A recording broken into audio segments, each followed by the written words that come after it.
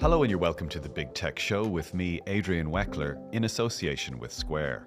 Square helps you look after your business needs, from payments to online ordering and menu management. Visit square.com for more. Now, you've heard of the curse of hello, but what about the curse of the Forbes 30 under 30? From Elizabeth Holmes to Sam Bankman-Fried, getting name-checked as the next big thing in tech could ironically turn out to be a shortcut to notoriety, prosecution, maybe even jail.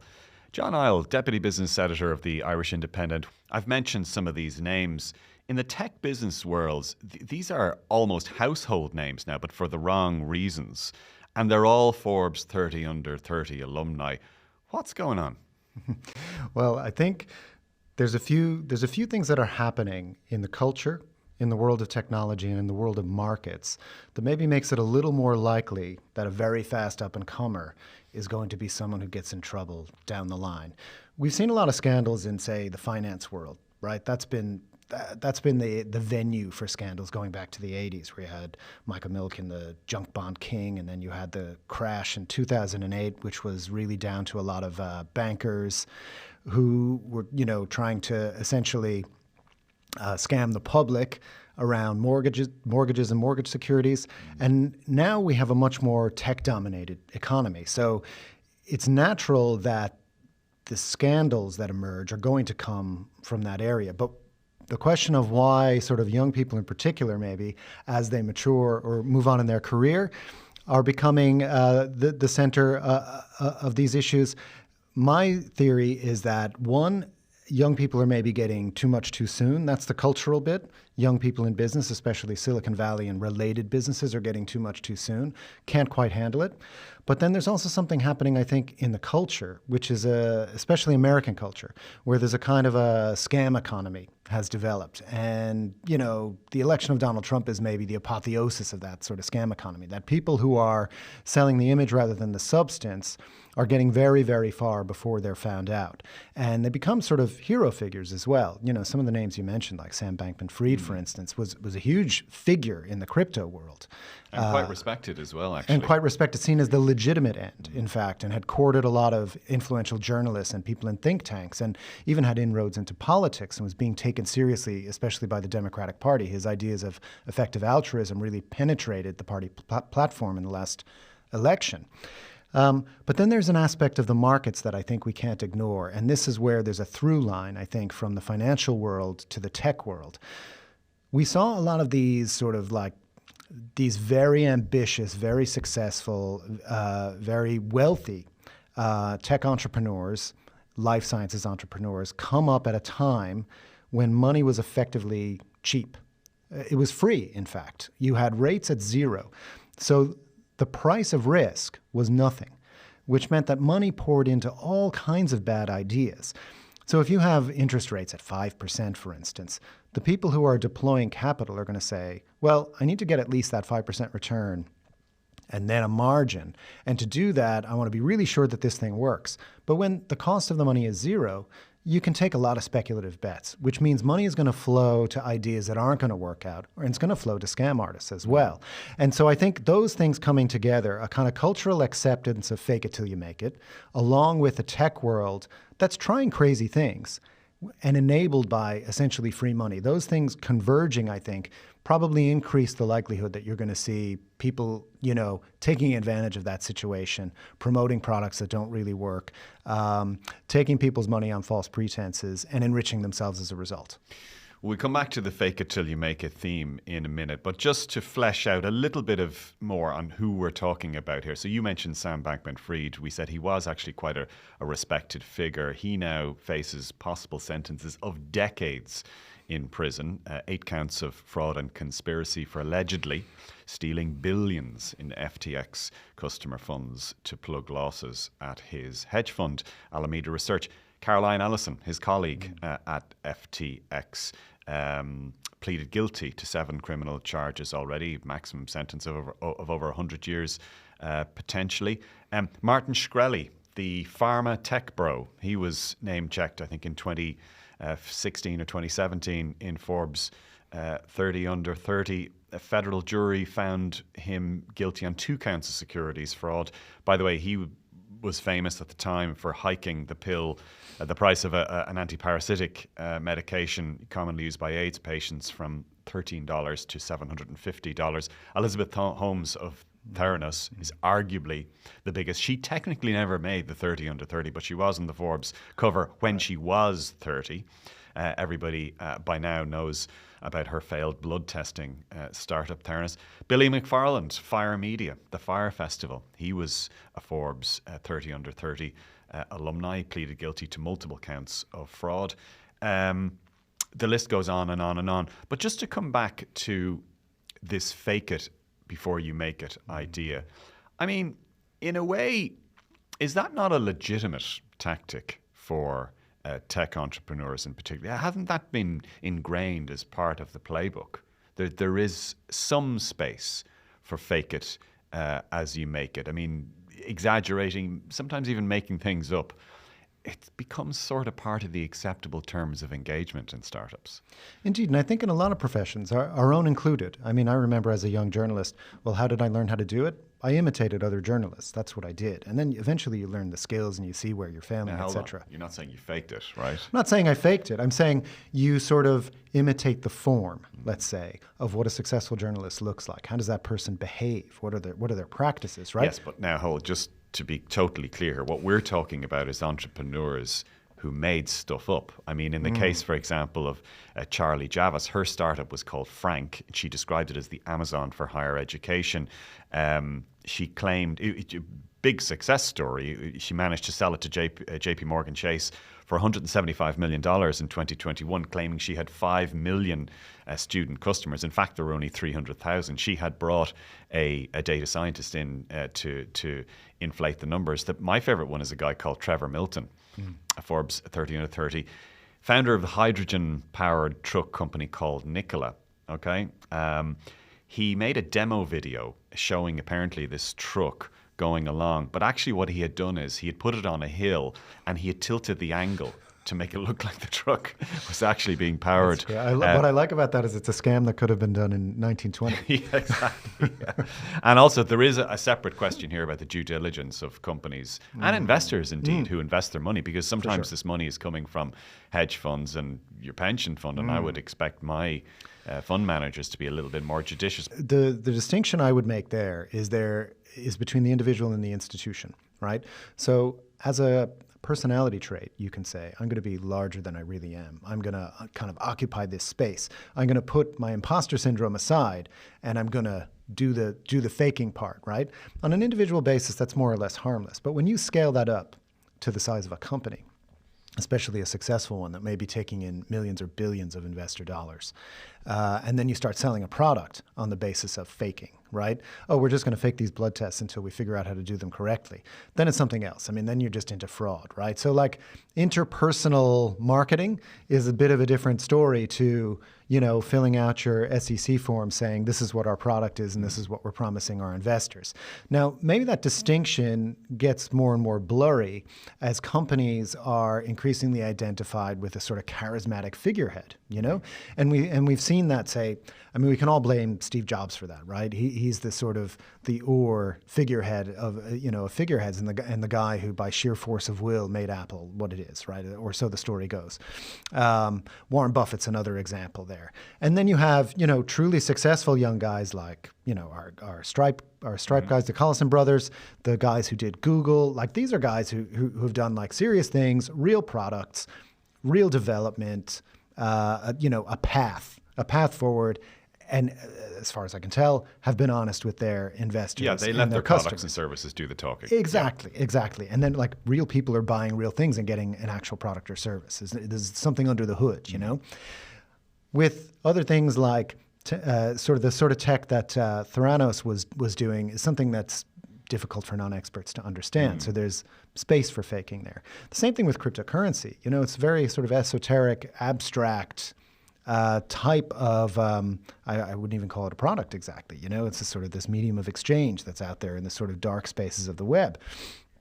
So you can see where there's the attraction of maybe gullible people as well as, the sort of shrewder types who are in a position then to take advantage of the rubes, right? Which is a part of internet culture anyway, I think. You know, it's just being kind of let's say the culture of the internet is feeding back into the companies that are creating or doing things on the internet. And maybe that feedback isn't exactly the healthiest. Well, if you look at some of the titans of tech industry now, there is this middle ground occupied by people like Elon Musk. Now, he would typify both traditions. So he has actually built stuff. He has a successful car company in Tesla. You can argue how it became successful, trading carbon credits, all of that stuff. At the end of the day, it is actually a successful company. You could say the same for SpaceX as well. Then you look at companies that he's touting, like Neuralink, for example, which is a brain interface that he says will become functional this year or next year. You can look at some of the models of Tesla that he has promised, the Cybertruck, the Roadster, vehicles and products which either don't emerge at all or take years and years and years. And there's a real fine line there between utter spoofery and just ambitious, forward-looking statements. I'm glad you brought up Elon Musk because, as you say, he's making real products, he's selling them to real people, etc. But he is an overpromiser, right? And then he also sort of he kind of rushes things out before they're ready. He takes that sort of iterative tech idea, but applies it to sort of material things. It's one thing if your software doesn't quite work and you can get an update the next day or the next week. It's another thing if your rocket launch pad, you know, isn't sufficient for the booster that you're launching that day and you blow the thing up, which is what happened recently with the SpaceX launch, which I think the Federal Aviation Authority has now put a moratorium on future flights until they've completed an investigation on that. So so Elon Musk, I think at least he's operating in regulated markets where someone is overseeing it and saying, hang on, you cut corners there. We're gonna press pause, okay? Cryptocurrency obviously is the total opposite of that, completely unregulated kind of cowboy country. Now central banks are beginning to get a grip on that. They would say that they have, and the new MiCA regulations and European regulations, and they would say that there is a certain amount of regulation there. Yeah, and that's coming. But in, let's say, the heyday of Bankman-Fried, I mean, this market has moved so fast that 3 years ago, I mean, central banks barely had a grip on cryptocurrencies at all. You know, the standard regulation just wasn't there for it, and it was a kind of emergent technology, let's say, that was self-regulated, and that was the appeal of it. So there's always a danger there. But I don't want to pretend that regulators solve these problems either, as we saw in the banking crisis, and there was a real capture of regulators all over the world, and the banks were running the show, and we saw what happened as a result. So, but I do think what has happened as a result of all of these things is that there's a higher tolerance within the culture among all of us, right? Not just people in Silicon Valley, for this kind of, you know, it's not quite there yet, but we'll accept that it's something kind of culture. There's a good side to that in that it spurs innovation, but the bad side to it is like, this doesn't actually work as promised, right? And what happens in the case of bad actors, they look at a market like that and they see an opportunity. Okay, there's a certain amount of falling short that is accepted. I'm gonna take that and I'm gonna ride it to riches. I'm gonna go all the way, and I'm just never gonna deliver. But I'm gonna keep taking people's money.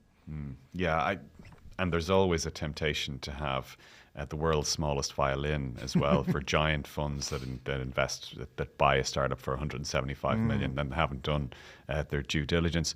The whole idea, though, of tempting fate by being on the Forbes 30 under 30 list. Are you a superstitious man? Do you believe in that, in tempting fate?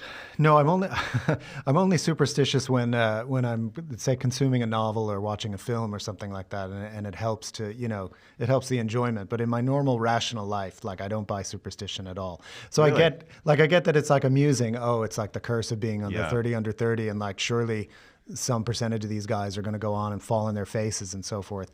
But I think that's probably just a statistical likelihood rather than some kind of a hex. Do you know what? It's really interesting. You're undoubtedly correct scientifically, and yet I do fall a little bit prey to that superstitious. I don't know why. I used to put it down maybe to the butterfly effect. You know the butterfly effect, where a butterfly flaps its wings and somewhere on the other side of the world a volcano erupts because of it, because of the chain effect. There is a scientific reason for that. But then I thought, no, that's ridiculous, because there's no way that me going out to get a cup of tea now will affect Liverpool's chances of scoring a goal or not. That's no. On the other hand, too many hours watching YouTube and quantum theory and quantum mechanics has now started to convince me that there may be a multiverse thing going on. Right, so okay. the newfangled ridiculous excuse I have for being superstitious is that, and maybe it applies to this Forbes under 30 under 30 list, is that if you do something, it's not that it's a butterfly effect, but that you set off another train of events in another multiverse, so that everything we are doing here right now could be different and could potentially be different. And that maybe if you're named on the Forbes 30 under 30, that in an infinite number of outcomes, you now make more likely the outcome that you're going to be fall prone to fraudulent tendencies. That you've made the universe vibrate in a slightly different way. Yes. I mean, I think maybe a simpler explanation is that being on the cover of a widely read magazine exposes you to more scrutiny, and you're more likely to be discovered in your fraud. I mean, I don't really believe that all frauds get discovered, you know? So possibly like becoming well known, you know, aids in the discovery process. We can clap ourselves on the back as the media, you know, as the the more, you know, the sort of more famous you become. Any instances of frauds? I'm conscious that we are a podcast that is regulated by legal and defamatory considerations, but I'm aware in my lifetime in journalism of things that I couldn't prove, and I'm pretty sure to have been either fraudulent or semi-fraudulent. Even one or two things that I believe are still ongoing. Has that ever occurred to you? Oh, completely, yeah. So I carry around a lot of those hunches, right? And you might do work sort of around the edges of them, and you can never quite land it, and you're desperate to tell somebody, you know, oh no, this thing is completely made up. Actually, don't buy that, or don't, you know, take that service, or this guy is going to get his comeuppance for sure. So yeah, so I don't know if that's superstition or is that instinct, right? So instinct, I think, another way of describing instinct is, you know, kind of finely developed sense of experience, right? So you've seen things over and over again, you begin to detect patterns, right? And that's how superstition works as well. But it can steer you wrong, right? Just as easily as it can steer you right.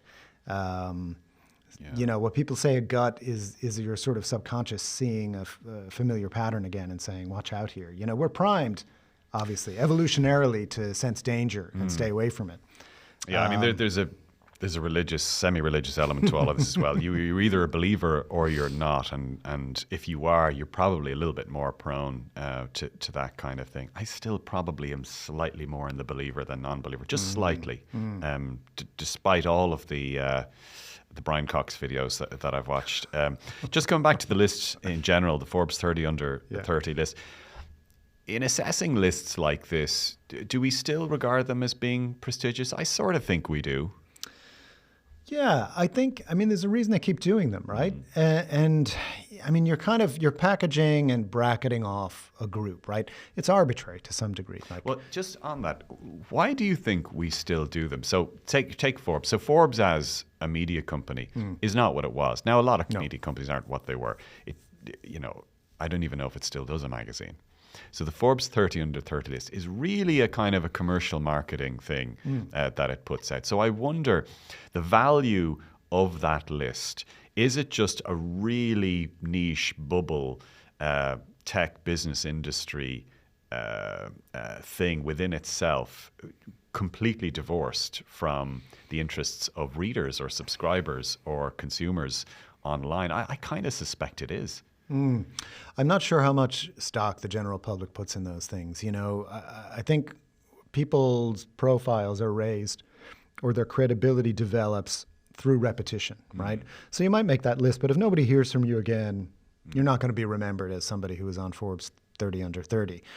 But if you keep getting picked up, mainstream media, you're on CNBC, etc., then suddenly you're a real thing, you're credible, etc. And look, I should say that, we as a media institution, we do our own 30 under That's right. 30. We do rich lists and we do all of that stuff. And to be fair, I'll say they're actually quite popular. And people like to read them because, people like to read about people, and people are fascinated by money. And people like youth. So we did an interview a couple of weeks ago with the new CEO of Patch, Jack Regan-Kenny, and he that podcast did very well because people want to know who's coming up through the ranks. Who's the next young star, of course.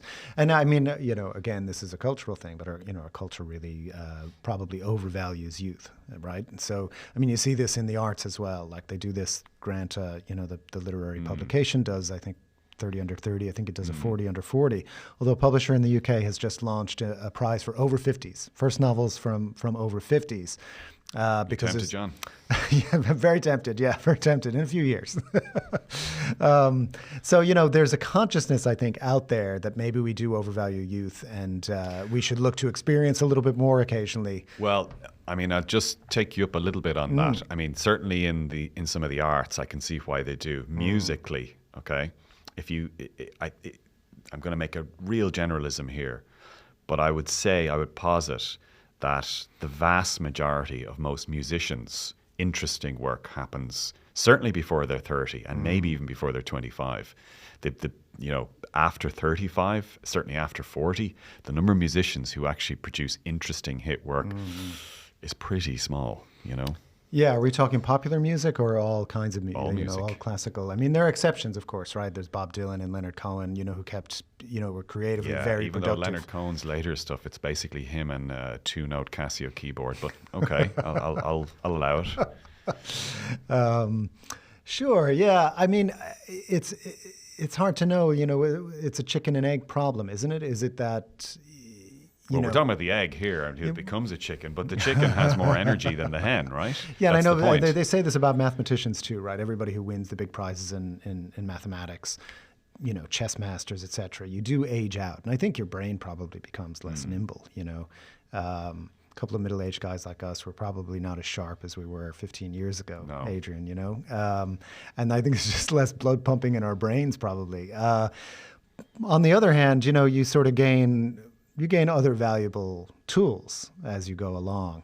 But no, it's true. Nobody really, I mean, with the obvious exceptions like Warren Buffett, who we mentioned earlier, nobody's really looking up to the old guys. Nobody cares about a 40 over 40 list. No, for good reason. You kind of crest that hill, and people say, "Okay, you've kind of done what you're going to do." Yeah, I agree with that for sure. And that's where partly the fascination comes from. But like to just go to say sport again, where everybody's very excited about who's young and up and coming. For every group of potential great players, really 1, 2, 3 of them, every group of 20, 1, 2, or 3 is really going to make it. And there are, the lower leagues are scattered with people who are promising young talents in 17, 18, 19 and never put it all together.